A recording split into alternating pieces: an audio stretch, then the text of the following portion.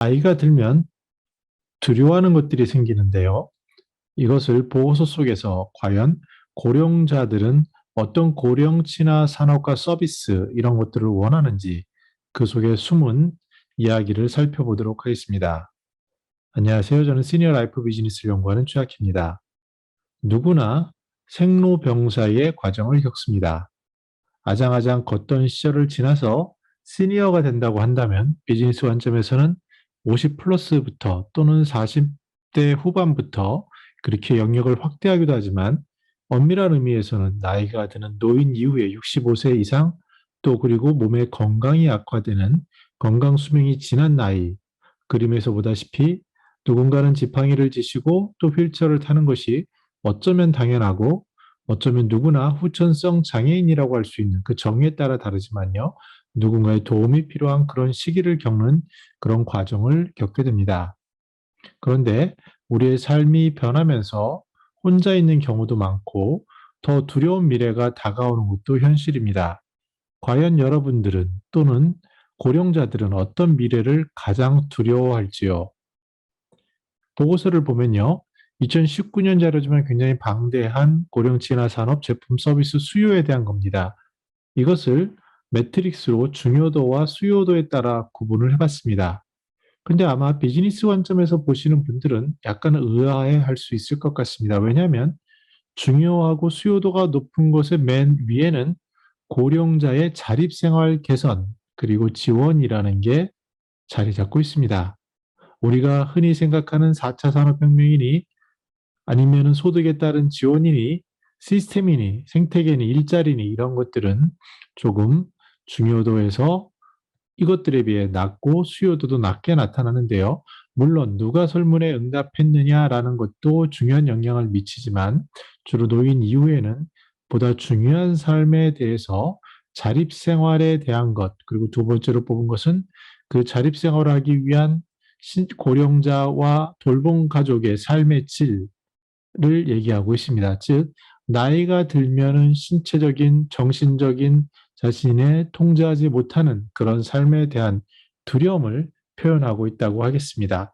자립, 그리고 돌봄, 이 키워드야말로 시니어들이 가장 두려워하는 것이라고 할 수 있습니다. 그럼 두 번째로 우리가 생각하는 고령 친화 산업 또는 실버 산업이라고 하는데 뭐 몇백 조가 된다느니 고령 인구가 늘어나서 이 산업이 엄청나게 클 것이라느니 또는 최근에는 실버타운이라든지 뭐 중국의 고령자의 수요라든지 이런 이야기로 굉장히 장밋빛 이야기를 많이 하는데 가장 중요한 그 고령 친화 산업의 출발점 그리고 종착역은 어디가 될지 살펴보면요.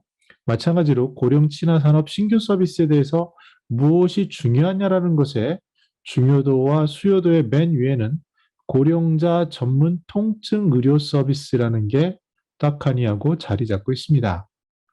아픈 것, 통증에 대한 두려움이 크고요.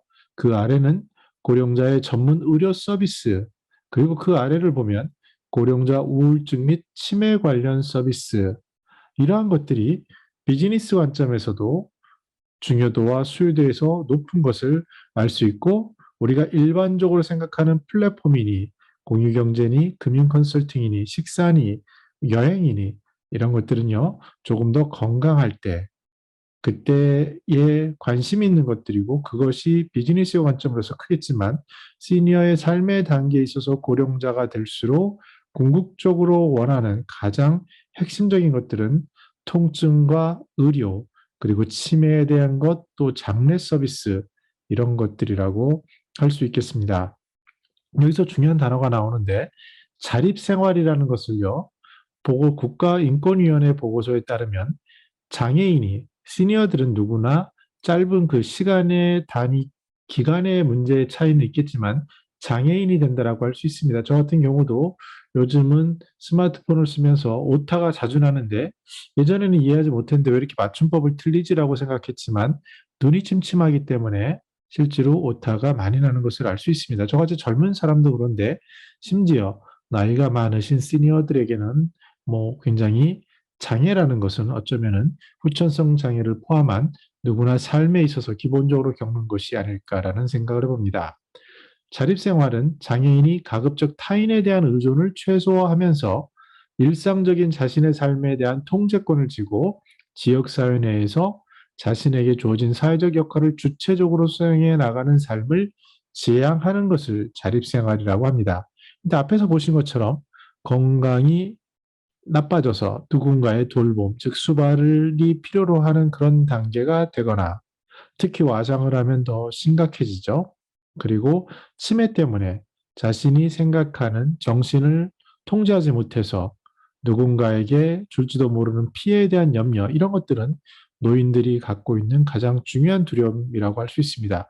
즉, 자기 결정권은 자신이 원하는 삶을 자신의 의사와 의지에 따라 행동할 권리로 존엄성을 지닌 인간에게 가장 기본적인 권리라고 정의하고 있습니다. 자립생활과 자기 결정권에 대한 관심이 느는 것이 바로 시니어 라이프의 중요한 키워드고, 이것들이 심지어 비즈니스를 다루는 고령층화 산업 수요 전망에서도 가장 위에 자리를 잡고 있는 것을 보았습니다. 정리해 보면요, 시니어가 가장 두려워하는 것은 존엄성을 잃지 않는 겁니다. 그러니까 잃는 거죠. 그것을 잃지 않기 위해서 유지하는 게 중요한데, 핵심적으로 예방을 들 수 있습니다. 지금 당장 나가서 30분씩 걷는 것, 이것이 자신의 걷는 능력, 잔존 능력을 유지할 수 있는 길이기도 합니다.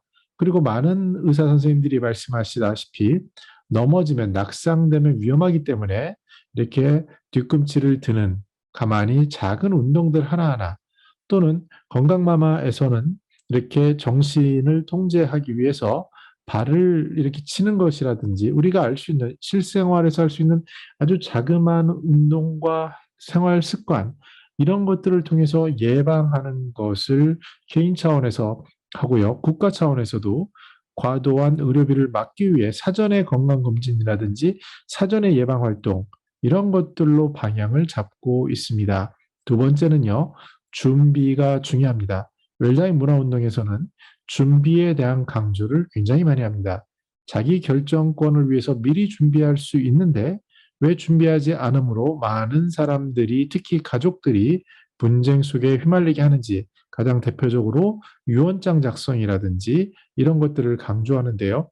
우리는 누구나 나이가 들고 나는 예외가 아닐 거야라는 생각을 버리고 나는 후천성 장애인이 안 될 거야라는 생각을 예방할 수 있겠지만 그에 따른 준비 또한 중요하다고 보여집니다. 이를 위해서 정책적인 지원이 있어야 합니다. 눈에 보이는 어느 시니어를 타겟으로 하느냐에 따라 굉장히 방향은 많이 바뀌지만 앞으로 초고령화 사회가 되면 될수록 인생의 마지막 단계에 계신 돌봄을 필요하시는, 치매로 인한 정신적인 자기 결정권을 잃어버리는 이런 분들에 대한 관심, 여기에 대한 정책은 우선적으로 될 필요가 있고요.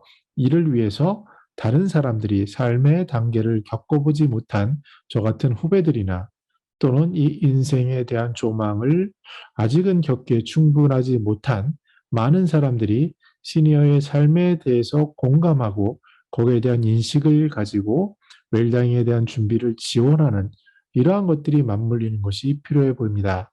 이제 한국 사회에서 65세 이상 노인이 20%를 넘어서는 그 순간이 다가오고요.